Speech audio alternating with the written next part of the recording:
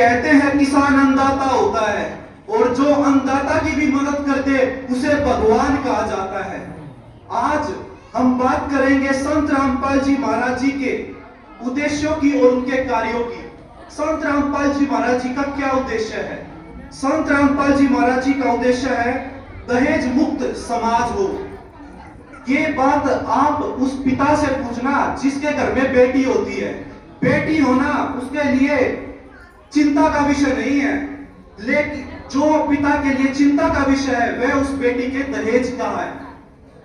आज हमारा सौभाग्य है कि हमारे पास ऐसे संत रामपाल जी महाराज जी हैं जिन्होंने इस समस्या को शुरू से ही इस समस्या को पकड़ा और इसका निवारण किया।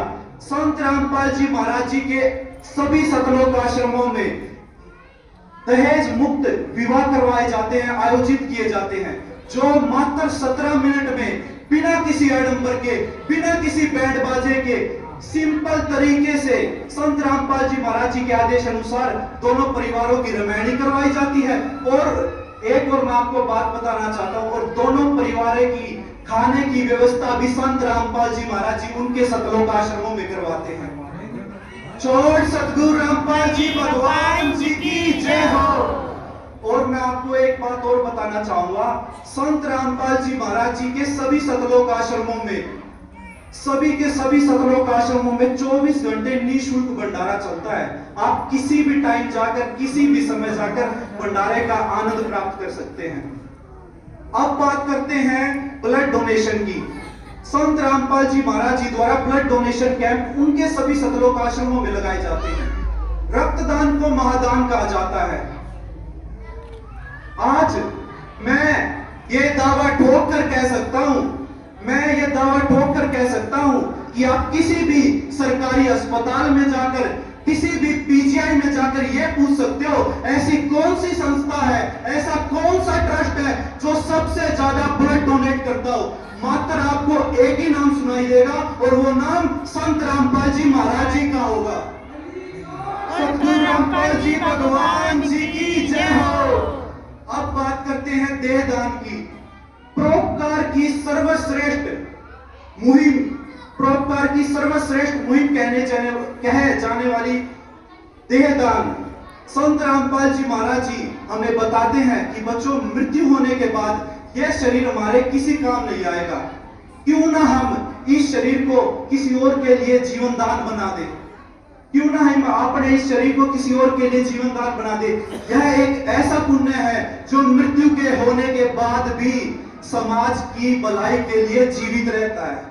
मैं पुनः फिर से ये गर्व से कहता हूं कि मात्र आपको इस पूरे देश में नहीं, विदेशों में भी आप कहीं भी सर्च कर लो, मात्र ऐसी विचारधारा रखने वाले, ऐसे ज्ञान रखने वाले आपको मात्र एक संत रामपाल जी महाराज ही मिलेंगे। बंदी छोड़ सतगुरु रामपाल जी भगवान जी की जय हो। अब बात करते हैं नशे की। संत रामपाल जी महाराज जी का उद्देश्य है हमारा भारत देश नशा मुक्त हो। आज के समय में अगर मैं कहूं सबसे बड़ा जो रोग माना जाता है वो नशे का होता है, जो पूरे के पूरे परिवार को उजाड़ देता है। संत रामपाल जी महाराज जी से मात्र नाम दीक्षा लेने के बाद आज करोड़ों इस चीज का उदाहरण है। आज करोड़ों लोगों ने संत रामपाल जी महाराज जी से मात्र नाम दीक्षा लेने के बाद सब नशे, सारे नशे छोड़ दिए हैं। शराब, सिगरेट, मांस आदि जितने भी नशे होते हैं वे सारे समाज ने छोड़ दिए हैं, जो जिसने संत रामपाल जी महाराज जी से नाम दीक्षा ली है। छोड़ सतगुरु रामपाल जी भगवान जी की जय हो। अब बात करते हैं जात पात की, ऊंच नीच के भेदभाव की। संत रामपाल जी महाराज जी की एक वाणी है, जीव हमारी जाति है, मानव धर्म हमारा, हिंदू मुस्लिम सिख ईसाई, धर्म नहीं कोई न्यारा। संत रामपाल जी महाराज जी हमें बताते हैं कि बच्चों, ये तो आप लोगों ने अलग अलग धर्म बांट लिए हैं, ये तो आप लोग अलग अलग धर्मों में बट गए हो, लेकिन भगवान कभी नहीं बटे। भगवान हमेशा से एक ही रहे। और आप आपस में लड़ाई करने में जो टाइम वेस्ट करते हो, उसकी जगह आप अपने पवित्र सदग्रंथों को क्यों नहीं पढ़ते? गीता, वेद, शास्त्र, पुराण व बाइबल जैसे ऐसे पवित्र सदग्रंथों को पढ़कर क्यों नहीं आप अपने भगवान की पहचान करते? संत रामपाल जी महाराज जी कहते हैं, लड़ाई से कोई समस्या का हल नहीं होगा, अलग अलग बंटने से कोई समस्या का हल नहीं होगा। अगर आपको भगवान की पहचान करनी है ना, तो आप गीता, वेद, शास्त्र, पुराण व बाइबल जैसे पवित्र ग्रंथों को पढ़कर अपने भगवान की पहचान कर सकते हो और शास्त्र विधि अनुसार भक्ति कर सकते हो। ये बात तो हमारी गीता में भी लिखी हुई है।